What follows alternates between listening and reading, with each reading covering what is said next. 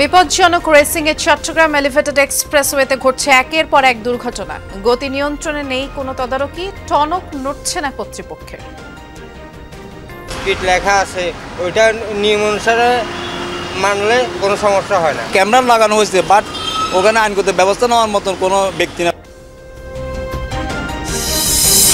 চট্টগ্রামের 16টি আসনে ভোট গ্রহণের জন্য 45,000 কর্মকর্তার প্যানেল চূড়ান্ত করেছে নির্বাচন কমিশন। গতবারের চেয়ে কমছে কেন্দ্র ও বুথের সংখ্যা। শীতের শুরুতেই পাহাড়ে পর্যটক বরণের প্রস্তুতি, নতুন রূপে সেজেছে দর্শনীয় সব স্পট। হোটেল মোটেলে বুকিং প্রায় শেষ, আগেভাগেই শুরু হয়েছে পদচারণা।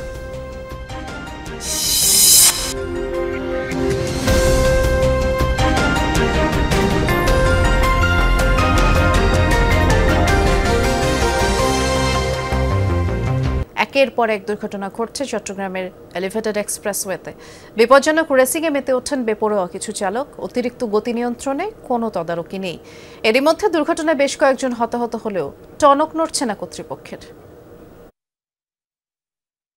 লালখান বাজার থেকে পতেঙ্গা পর্যন্ত এলিভেটেড এক্সপ্রেসওয়ে চালুর পর থেকেই ঘটছে একের পর এক দুর্ঘটনা। রাত নামলেই এক্সপ্রেসওয়ে চলে যায় বেপরোয়া গাড়ি চালকের দখলে, শুরু করেন বিপজ্জনক রেসিং।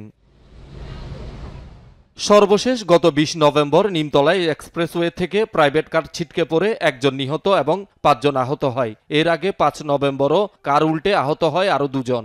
গত বছরও মোটরসাইকেল দুর্ঘটনায় প্রাণ যায় 2 জনের। এর বাইরে ছোট বড় দুর্ঘটনা ঘটছে প্রায়। এক্সপ্রেসওয়েটির দেখভালের দায়িত্বে থাকা সিডিএ বলছে, অতিরিক্ত গতি, অনভিজ্ঞ চালক দুর্ঘটনার অন্যতম কারণ। গতি নিয়ন্ত্রণ ও দুর্ঘটনা প্রতিরোধে এক্সপ্রেসওয়ের বাকে স্পিড মনিটরিং ক্যামেরা বাড়ানোর কথা ভাবছে সংস্থাটি। তবে মামলার বিষয়টি ছেড়ে দিয়েছেন ট্রাফিক বিভাগের কাঁধে। স্পিড ক্যামেরা দেওয়া আছে, আরও কিছু স্পিড ক্যামেরা এখানে আমরা চিন্তা করছি স্থাপন করার, আরও কিছু সিসি ক্যামেরা স্থাপন করা হবে। কিন্তু সমস্যা হচ্ছে এনফোর্সমেন্টের জায়গায়। সিডিএ তো ওটা এনফোর্স করতে পারে না, পেনাল্টি করার কোনো রাইট কিন্তু সিডিএ করতে পারে না।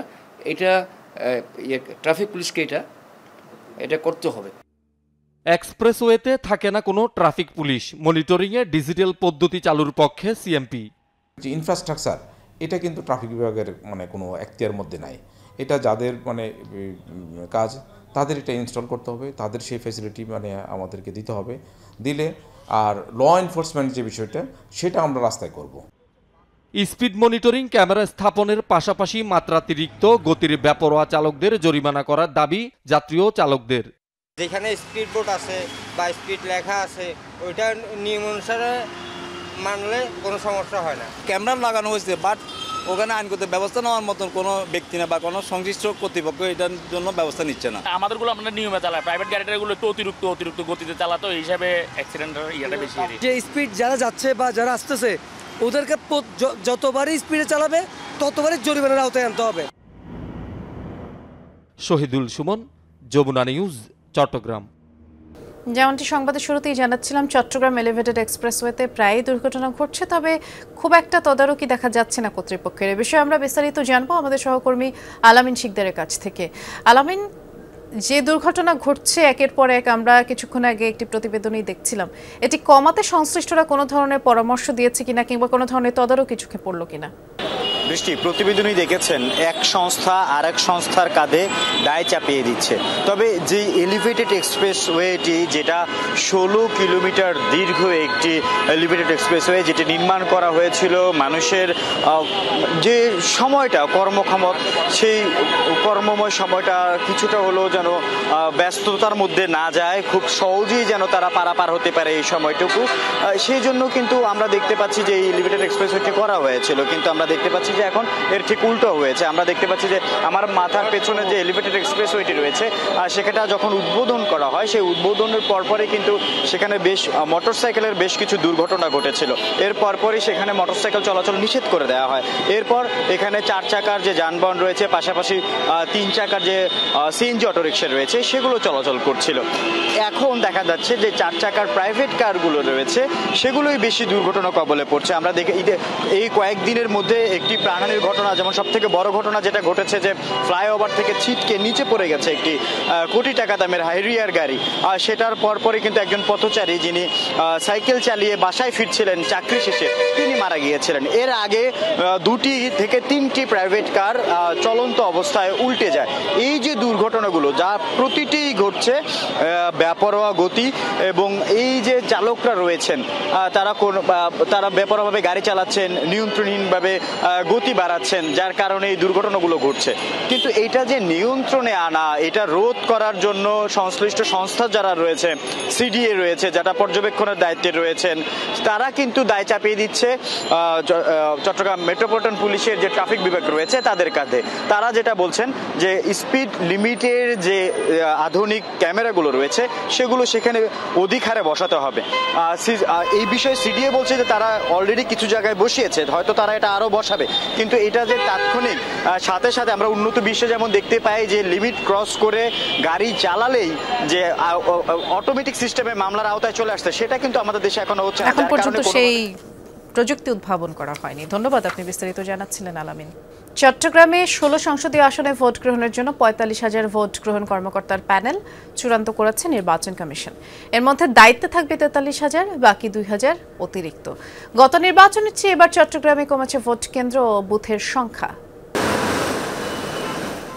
জাতীয় সংসদ নির্বাচনে চট্টগ্রামে 16টি সংসদীয় আসনে ভোট কেন্দ্র ছিল 2023টি। ত্রয়োদশ সংসদ নির্বাচনের আগে রাজনৈতিক দলগুলোর আপত্তি আমলে নিয়ে শুনানি ও মাঠ পর্যায়ে পর্যবেক্ষণের পর এখন তা কমে দাঁড়িয়েছে 1965-তে। কমেছে 1334টি ভোট কক্ষ। প্রকাশ করা চূড়ান্ত তালিকায় দেখা যায় ভোট কেন্দ্র ও ভোট কক্ষের সংখ্যা কমলেও এবারের নির্বাচনে ভোটার সংখ্যা বেড়ে দাঁড়িয়েছে 66,16,713 জন। আমাদের পুরুষ ভোটার হচ্ছে চট্টগ্রাম জেলায় 16টি আসনে টোটাল হচ্ছে 34,36,685 জন, আর নারী ভোটার হচ্ছে 31,79,958 জন। নারী ভোটারের সংখ্যা কম, পুরুষ ভোটারের সংখ্যা বেশি। চট্টগ্রামের 16টি আসনের জন্য এরই মধ্যে ভোট গ্রহণ কর্মকর্তার তালিকাও প্রস্তুত করেছে কমিশন। মোট কর্মকর্তার সংখ্যা 43,000 হলেও তালিকায় রাখা হয়েছে 45,000 জনকে। 43,000 ভোট গ্রহণকারী কর্মকর্তার প্রয়োজন রয়েছে, 10% অতিরিক্ত সহ। আমরা ইতিমধ্যে প্রায় 45,000 কর্মকর্তাদের তালিকা আমরা সংগ্রহ করেছি। এখানে যাচাই বাছাই করে দক্ষ অভিজ্ঞ কর্মকর্তাদের নীতিমালা অনুযায়ী আমরা সেখানে নিয়োগ দিয়ে থাকব। তবে কিছু কেন্দ্র নিয়ে রয়েছে অসন্তোষ। প্রতিষ্ঠানকে না জানিয়ে চট্টগ্রামের শোলকবহর এলাকার জামেয়া মাদানিয়া মাদ্রাসায় ভোট কেন্দ্র করার প্রতিবাদে মানববন্ধন করেছেন শিক্ষক শিক্ষার্থীরা। এই কেন্দ্র বাতিলের দাবি জানান তারা। সবাই আবাসিক গুণাগার ছাত্র, এখানে যাবো কোথায়? এতিম ছাত্র, গরিব ছাত্র, এগুলো যাবো কোথায়? 3 দিন আগে বন্ধ হয়েছে, 3 দিন পর আবার সজিব যাবে কোথায়? 1,000 টাকা দেয় বেকার। আমরা মনে করি কোনো না কোনো একটা রাজনৈতিক দলের সাথে উনি প্রভাবিত হয়ে এখানে ভোট কেন্দ্র করার জন্য উনি বারবার করতেছেন। Shahidul Sumon, Jamuna news, Chattogram. Travel agency নিবন্ধন ও নিয়ন্ত্রণ অধ্যাদেশ 2025 অনুমোদিত খসড়া বাতিলের দাবিতে মানববন্ধন করেছে কক্সবাজার ট্রাভেল এজেন্টস অ্যাসোসিয়েশন। সকালে জেলা প্রশাসক কার্যালয়ের সামনে এই মানববন্ধন কর্মসূচি পালন করা হয়। সংগঠনের নেতাকর্মীরা বলেন, বেসামরিক বিমান পরিবহন ও পর্যটন মন্ত্রণালয় কর্তৃক বাংলাদেশ ট্রাভেল এজেন্সি আইন 2013 এবং বাংলাদেশ ট্রাভেল আইন 2021-এর সংশোধনকল্পে প্রণীত অধ্যাদেশ 2025-এর খসড়া তৈরি করা হয়েছে। এর মধ্যে উপদেষ্টা পরিষদ খসড়াটি অনুমোদনও দিয়েছে। এটি বাস্তবায়িত হলে প্রায় 5,000 ট্রাভেল এজেন্সি বন্ধ হয়ে যেতে পারে বলে শঙ্কা করছেন, তাই মানববন্ধন করছেন তারা। এরপরে অনলাইন ট্রাভেল এজেন্সির ক্ষেত্রে অংশীজনদের সাথে আলোচনার পর সুষ্ঠু নীতিমালা প্রণয়ন করে জামানতের বিষয় নির্ধারণ করা যেতে পারে বলেও জানান তারা। মানববন্ধন শেষে জেলা প্রশাসকের কাছে স্মারকলিপি প্রদান করে সংগঠনটি। চট্টগ্রামের দক্ষিণ বাকলিয়া ওয়ার্ডে গণসংযোগ করেছেন দক্ষিণ জেলা বিএনপির সাবেক আহ্বায়ক আবু সুফিয়ান।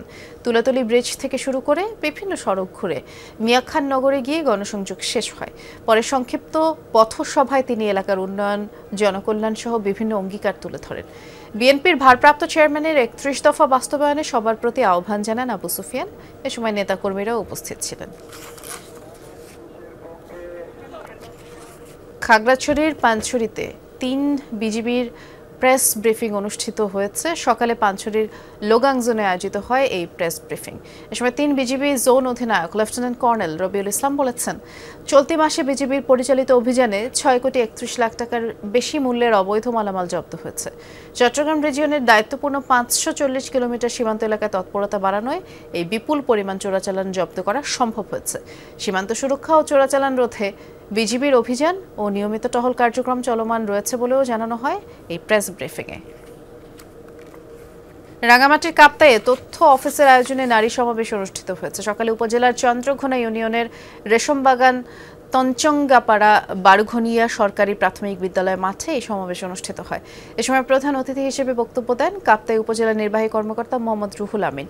তিনি বলেন, বর্তমানে মেয়েরাও অনেক ক্ষেত্রে এগিয়ে গেছে। পরে সকলের প্রতি বাল্যবিবাহ বন্ধের আহ্বান জানান।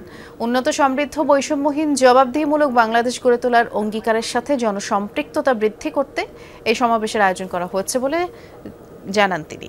আর এর আগে তথ্য অফিসের উদ্যোগে চলচ্চিত্র প্রদর্শন করা হয়।